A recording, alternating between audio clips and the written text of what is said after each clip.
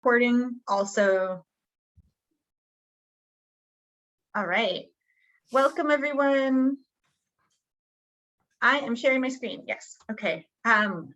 Welcome to a 30-minute panel and presentation on the forward progress of the new CDEA Dance Credential.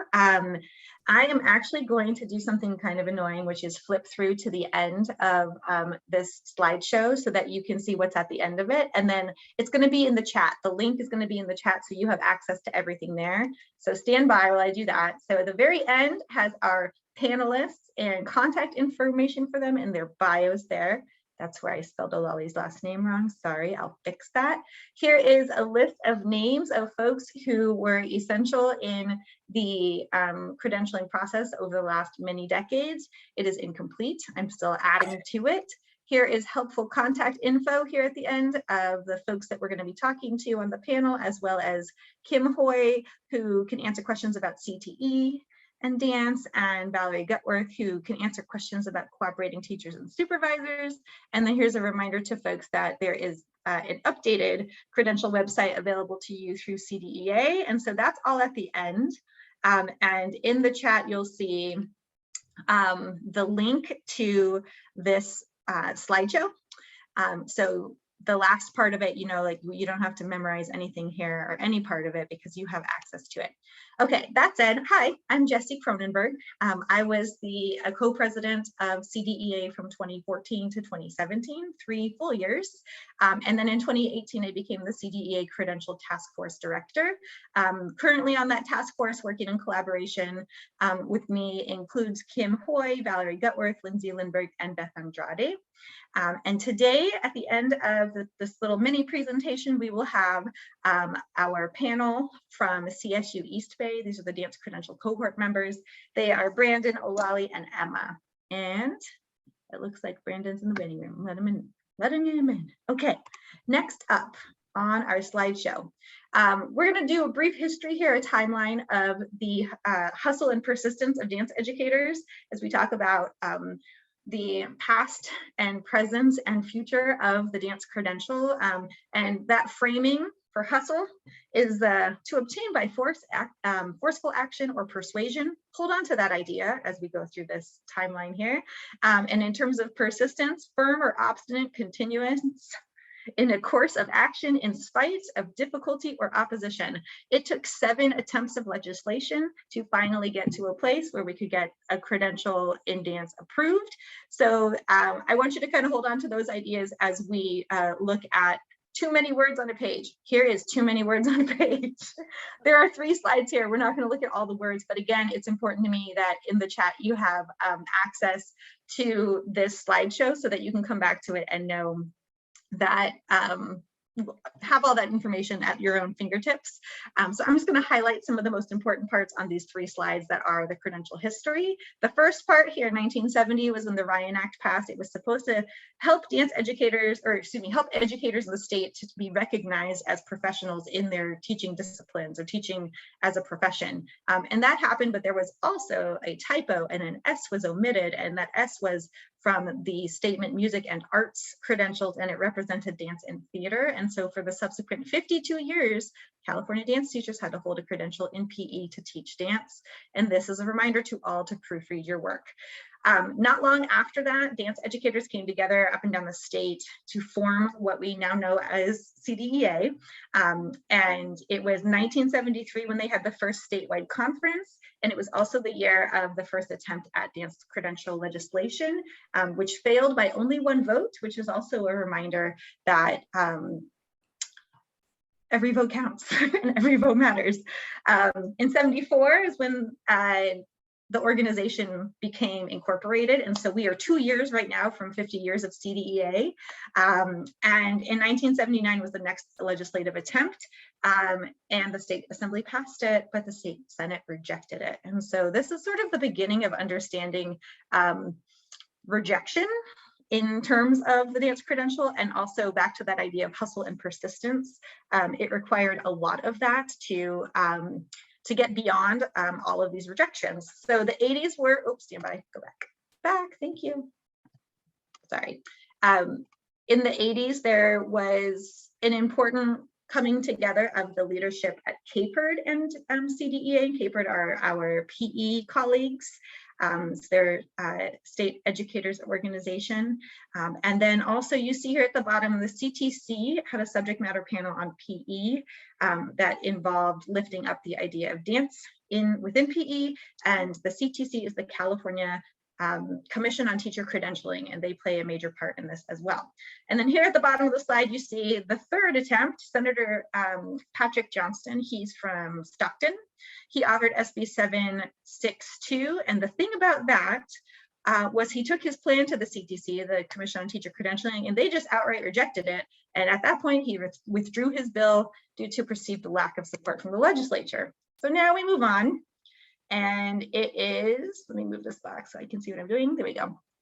1993. 93 is a pretty good year because CDEA and CAPERD came together with Senator Patrick Johnston and Assemblymember Susan Davis, all of these champions of arts education. And another bill was authored and it also did not pass. So now that was the fourth attempt.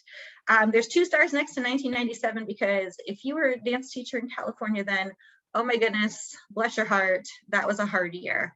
The CTC reported out results of a survey they did. They surveyed administrators and teachers and other folks in the stakeholders that they work with. And that survey revealed that there's no support for a single subject credential in dance based on perceived employment needs, but that was specifically perceived employment needs of the administrators, who I'm just going to say didn't understand. And then the CTC also communicated to the dance educators they should not expect a credential to be developed because of the high cost of creating a praxis or a CSET. So the CSET exists now, thank goodness, but at the time in 1997, it was pretty rough. So if you made it through that year, congratulations, and I'm glad you stuck with the profession. Okay, so 98 and 99, there are 2 more attempts at legislation. This is attempt number, let's see, 5 and 6. And what's important to know is that both of these, let's see, the one in 98 made it to the governor's desk and it was vetoed there, but by the time it got to the desk, the actual part about single subject credentials wasn't even in it anymore. And in 1999, the CTA, the California Teachers Association, opposes the bill, which makes its way all the way to Governor Davis's desk. And because of their opposition, the governor did not support it, and we did not get it then either. So CTA is the state level teachers union or organization of teachers, and it's pretty rough that the folks that are supposed to be holding this all together in a profession were a major obstacle in this process, but they were. So it's the early 2000s, and you can see there some changes come along the way. Continued work is happening. In 2008 to 2014, one of the most important things that happened was the establishment of the 4 Arts Ed Orgs, which is a coalition of the arts education organizations within the state. It's the presidents of CETA, which is theater, CDEA, which is dance, CAEA, which is for visual art, and CMEA, which is for music. And the coming together of those groups meant that there was a coalition working to align policy and agendas around arts education within the state, and that was pretty essential in getting to the next step. So here we are in the next step. Again, I need to move a box because my screen's very small. So in 2014, I went with Nancy Eng, who's from Luna Dance Institute, to testify at the CTC on the need for the dance and theater credentials. And I just got to say, that was an unpleasant experience, and they were not very nice to us. But again, the hustle and persistence, it didn't mean that we weren't going to keep trying. And in 2015, along with other colleagues from the 4 Arts Ed Orgs, I testified at a hearing. This is in November. It was the Joint Commission on the Arts. It was an Ed Code compliance hearing in Beverly Hills that Senator Ben Allen hosted. And when he heard about the issue with the dance and theater credentials, he said, there's a bill in that. And suddenly all of the very polite dance educators who were in the audience at the time stood up and cheered, and he noticed. And it got the momentum that it needed starting at that moment. February of the following year, 2016, Senator Allen announces SB 916. It's our 7th legislative attempt. The bill is called TADA, the Theater and Dance Act. In April, this is big, CTA votes to support the bill. And if anyone wants to know more about April 2016 and CTA, you can buy me a drink and I will talk for a long time. It was a it was quite an event, and there's a lot to be shared about that moment in time. That summer, there's unanimous bipartisan support, and the bill passes in the Senate and the Assembly. And I want to point out that it was summer 2016, and there was an idea in the world that had unanimous bipartisan support. So that was kind of unusual in that moment in the political landscape of the United States in general. And by September, Governor Jerry Brown signs the bill into law, mainly because it has CTA support. So it passed. It's a huge big deal. And then we celebrated as the next steps happened. We celebrated in 2018 by giving awards to some of our founders that were major major players in the passage of the bill, but also in the work that went into every step ahead of that from way back in the 70s. And that was Joe Ness and Tony Marich, Judy Scalin, Susan Canvig Tracy, and Dr. Alberta Rose. Later, the CSET was developed in dance, and we had many really incredible folks from CDEA and the dance community who helped to develop that and make sure that it is an accurate assessment of a prospective dance educator's content knowledge in dance. And now you can give Pearson $267 to take the test yourself. Congratulations. 2021 summer, last summer, the CSU East Bay program for the single subject teaching credential in dance begins with 16 candidates. And that same fall, last fall, the CSET exam was live. And now we're talking about the future. This spring, the application window opens for the second cohort of teaching candidates through the CSU East Bay program. And this summer, the first cohort, of which we have 3 members today joining us on our panel, they will complete the single subject teaching credentials in dance, and the second cohort will start the program. So it's a huge deal that all of that is true. Briefly, I'm going to click through what's left here on our slideshow because I'm going to turn it over to our panelists here. But just so you know, within the slideshow, you also have information on the updates to the credential website with all of that good stuff there that you see on the screen. I've also included in contact information for all of our panelists, and also for Kim Hoy and Valerie Gutworth, who are on the task force. They are experts in certain knowledge around Kim's CTE dance and Valerie experience of being a cooperating teacher or supervisor. There's also the way that you can contact me there. And then here's an incomplete list that I'm still working on of the warriors that helped us to get to this place in this process. And then also, just so you know, you've got contact information for all of our totally amazing panelists who are about to share today about their experience in the cohort. I am now going to stop sharing. And before I do that, I do want to make sure that, one more time, in the chat right now is the presentation I just showed you. And at the end, I'm very glad for Eric to share an announcement about the East Bay program. Okay, I'm gonna stop sharing. Stop sharing. Okay. I hope that you survived that with me, everybody. And it's my great pleasure to invite to the screen 3 of the totally remarkable young people who are our members of the CSU East Bay cohort for the credential in dance. And they include, let's see, Brandon Yang's on the screen. He teaches at McLean High School in Fresno. He teaches traditional Hmong dance as well as other forms. He's been there since 2016. He's also working on his MFA program at St. Mary's at the same time. We also have Olali Lackler, whose background includes dance education for early childhood education, and has 3 teaching placements right now. They're student teaching at 2 elementary schools and 1 high school in the Berkeley/Oakland area. And then we have Emma JD, who is student teaching at Silver Creek High School in San Jose and has a background in studio dance teaching as well. So welcome to the screen, all of you. And we are going to frame our conversation today around the highlights in your relationships with your cooperating teachers. So these are the folks that are actually in the classroom with you, or the classrooms that you are borrowing perhaps for your student teaching placements. The highlights from your relationships with your supervisors, so the folks that are more at the university level that are doing the observations of your work. And then finally, the highlights from your relationships within the cohort itself and the other teaching candidates that are a part of the East Bay program. So that said, I'd like to start with Emma. And Emma, could you please share with us about highlights from your relationship with your cooperating teacher at Silver Creek High? We're going to try to keep our responses to 2 or 3 minutes and then move on. Yeah, no worries. So I am working with Lydia Martinez Campos at Silver Creek High School. She has been part of CDEA and she's been teaching there. She started the program at Silver Creek 20-ish years ago, I think. She has just been such a blessing. I think both of us have felt really blessed to have found each other. San Jose does not have many dance programs that are public schools in the area. I could find a lot of private schools to student teach at, but not public schools. And so it literally took me like 2 months to find her, but once I did, it was perfect. And I go in every single day to work with her. That was my decision since she teaches only 4 hours a day versus 5 for dance classes. But pretty much immediately we were in a co-teaching relationship. She wanted us to have equal footing in the classroom.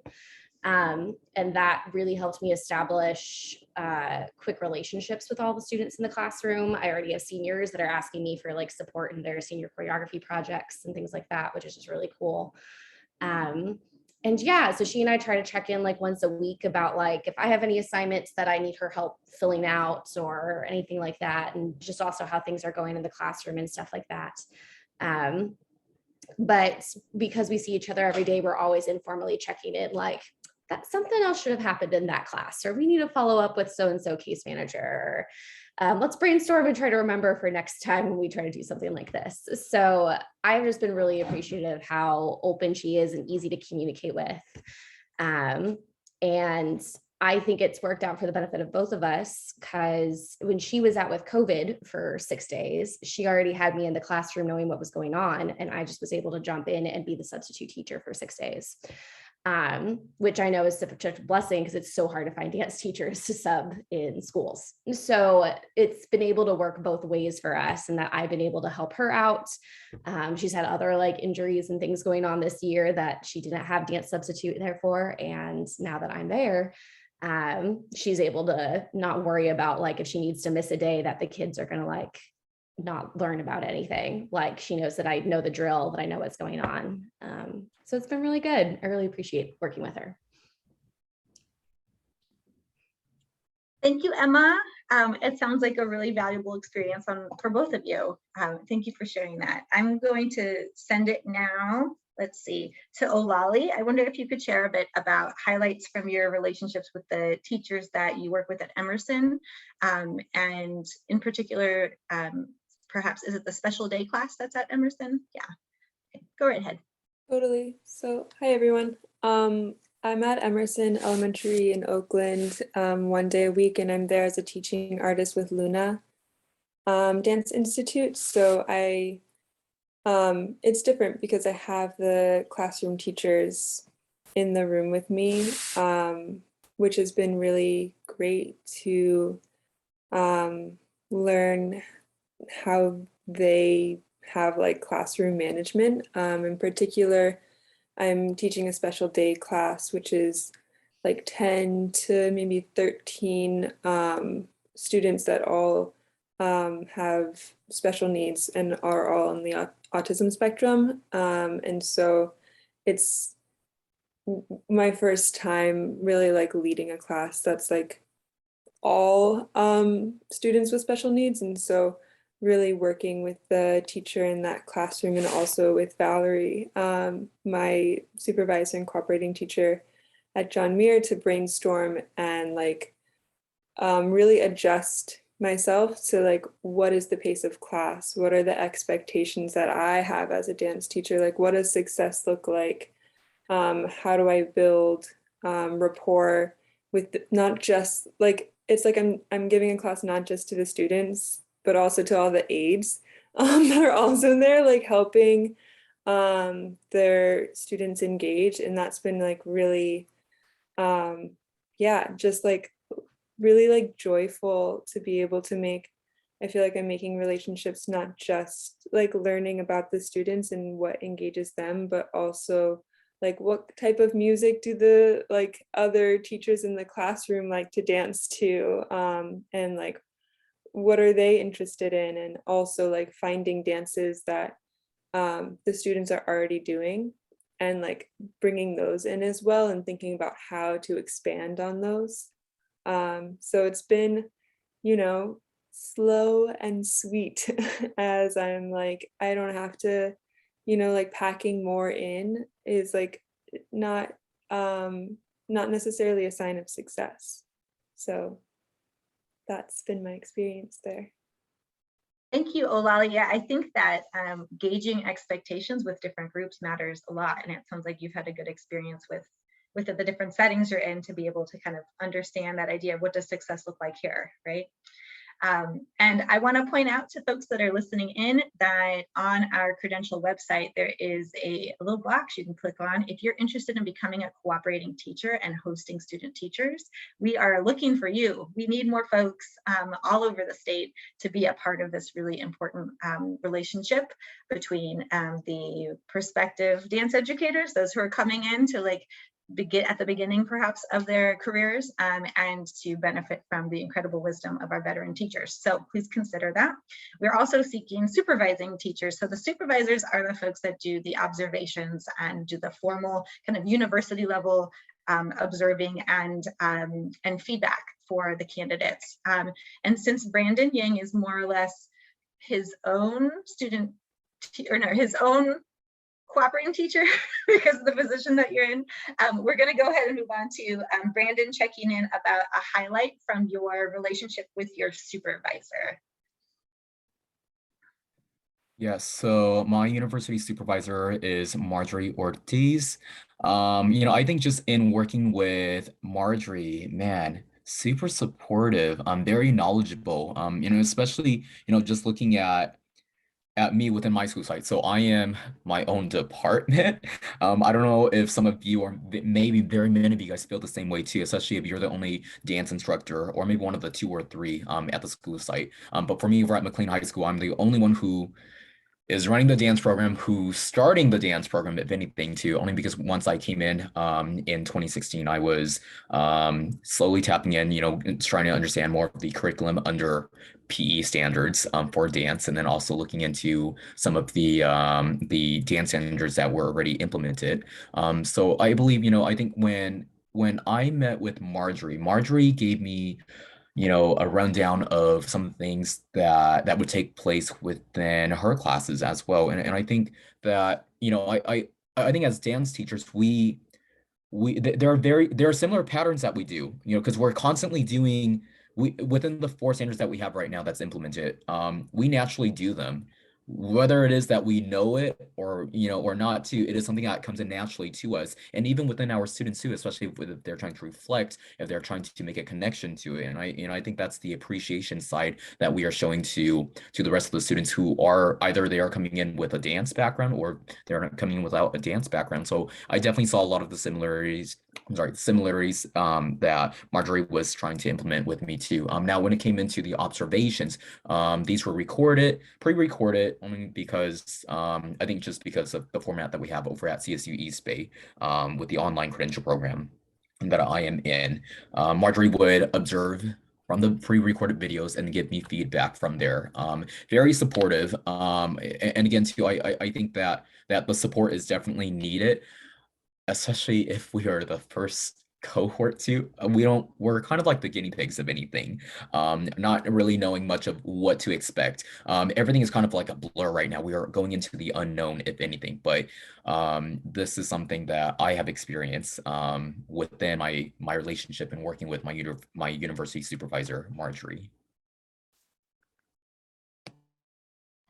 Thank you for that, Brandon. And so within the program, and this is at East Bay, but also future programs that'll exist in other universities. Right now, we've got slow motion wheels turning in several places, but right now the program that has already launched and is continuing into next year also is the one at CSU East Bay. There are these different roles. So you have got your cooperating teachers that's for the placement for the student teacher, like where the work is actually happening in the studio or classroom setting. And then you've got those supervisors who are helping to do the feedback. And the other element that I want to ask about today is the actual like support you felt from the cohort and the other members of the cohort. There's 16 of you. How how do you support one another, and what are some highlights that have come from that? I'm curious about that because that's something that I'm just so jealous of all of you for having, because when a whole lot of us started in, it was harder to find folks and connect. Thankfully, there's CDEA and NDEO, but the idea of a kind of built-in support network that came from a group of folks also doing the same kind of work at the same time, I think is really interesting and important. So we'll go Emma, then Olali, then Brandon, with a highlight from the experience of being a member of this cohort of 16, the pioneers here. I think I brought up when Jesse and I had connected about like what we were going to talk about today, that I personally got thrown into teaching, like just even in the studio setting. I was just like, here's your classes, go, and got like no supervision and no support. And I started off as a traveling dance teacher, so I didn't even see any other dance teachers. And so I think what's been the most supportive for me throughout this whole credential process so far is just like, I now know I have people that I can text when I'm like, oh, I want to talk about hip hop. I'm going to text the person in our cohort who knows everything about hip hop. Or I have questions about how to deal with more elementary age kids, which like Olali and Alicia have more experience with that than I do now at this point. So I now have people I can contact really easily and who like know what I've been going through and what I think about. And it's just been even helpful. I think it was last week, I was having a rough day coming out of one of the periods where literally half the kids were sitting out of the class by the end of the day. And we happened to have our dance methods class where we all see each other. We do breakout rooms and we discuss and vent. And people were just really supportive and able to give me advice and be like, you just, it was just really helpful to not feel alone in that moment, when I think it's so easy to feel isolated, like Brandon was saying, of being like the only dance teacher on campus. So that's what I'm most thankful for with this.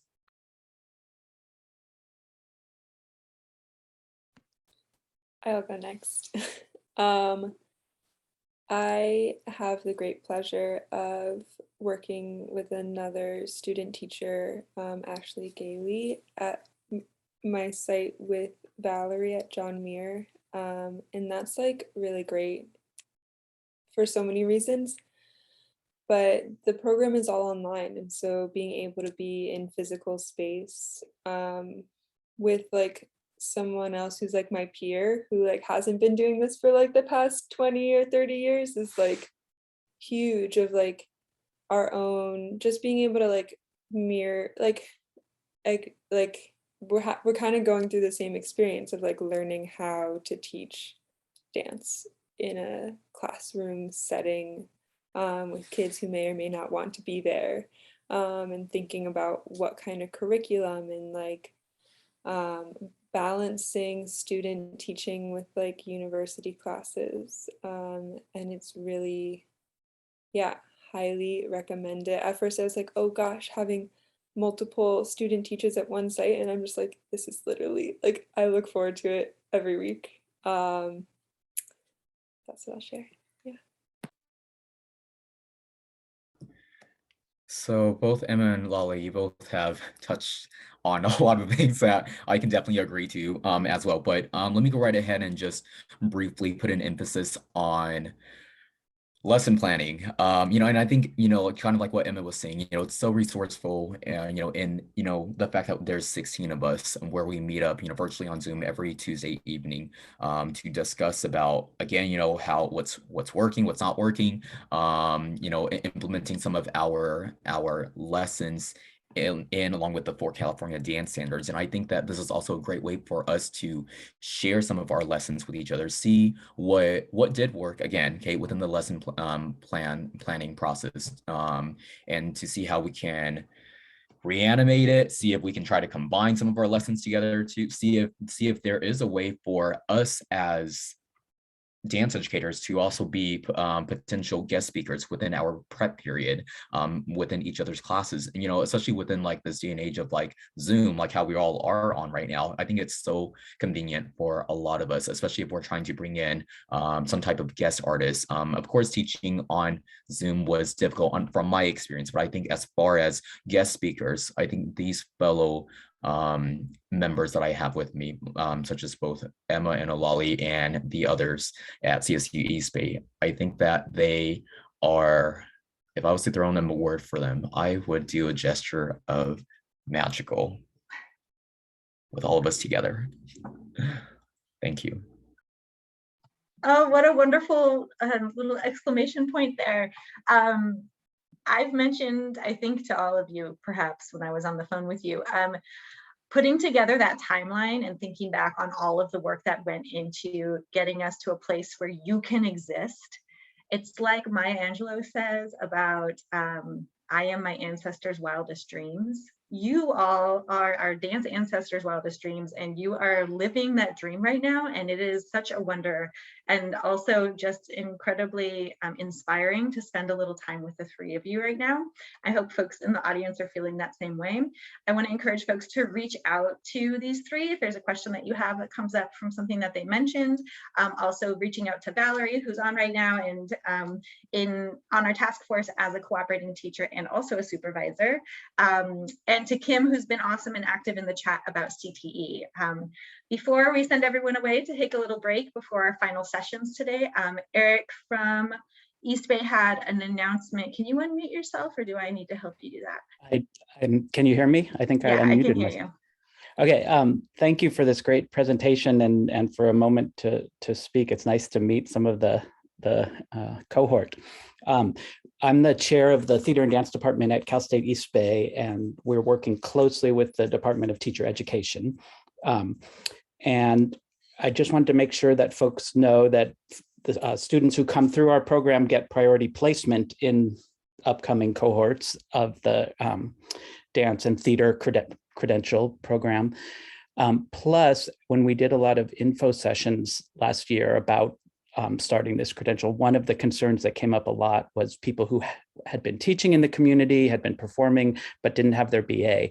So we are currently working on a couple of ways for folks to finish their BA, either in a very comprehensive way or ranging to a completely online BA completion program in emergent inclusive performance, which is to help folks sort of enter the credential program from all over the state, but also to explore what dance and performance is in this new era we are in, that will probably continue to change and evolve. And that only takes right now 24 units to complete. It's not live yet, but it's going through the pipeline and should be soon. So please reach out to me if you or you know somebody who needs help completing their BA. We want to get them their degrees into the dance teaching field.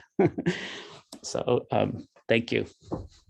Thank you, Eric. That's awesome news. I mean, and the idea that there's continued growth and there's so much room for this to be what we want it to be goes back to that idea. We are always hustling. We are persistent because we are dance educators. And like that just feels like we just have constant proof of that fact. And I'm just super proud to be a part of the community that is everyone on the screen, everyone a part of CDEA, all of the dance educators in California and beyond.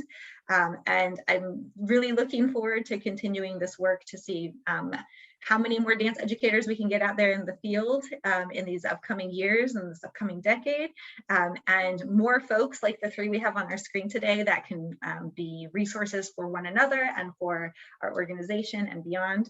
Thank you so much for spending time with us today. Again, these resources they'll be very clearly available to you on our website, and we appreciate you spending 6 extra minutes here with us.